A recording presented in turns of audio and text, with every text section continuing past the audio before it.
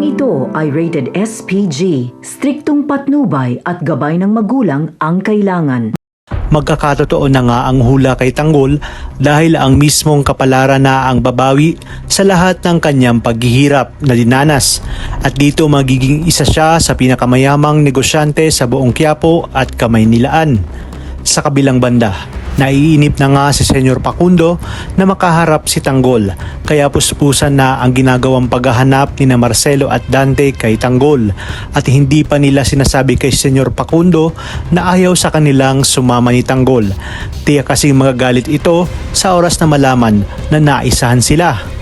Habang sina Amanda at Supremo naman ay handa ng tulungan si Tanggol. Nanghihinayang kasi sila sa buhay ni Tanggol dahil alam nilang bata pa ito at may pagkakataon pang magbagong buhay kesa naman sa harapin nito si Ramon na panigurado umanong mahihirapan dito si Tanggol. Dito nga sinabi ni Tanggol sa kanyang sarili na siguro panahon na para tanggapin niya ang alok ni Marcelo. Total umano sinabi niya kay Bubbles na handa na siyang sirain ang kanyang buhay para mabigyan ng katarungan ang pagkamatay ni Mokang at mailabas niya ang kanyang mga kaibigan sa bilibid. Kinabukasan ay magkakaharap naman sila ni Pablo na apo ni Senyor Facundo.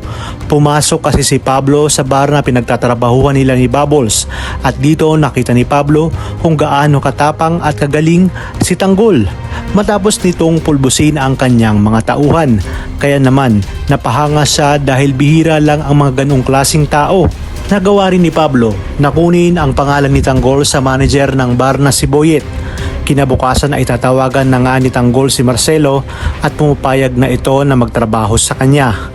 Kaya naman agad na tinawagan ni Marcelo si Senyor Facundo na pupunta sila sa mansyon kasama ang taong sinasabi niya.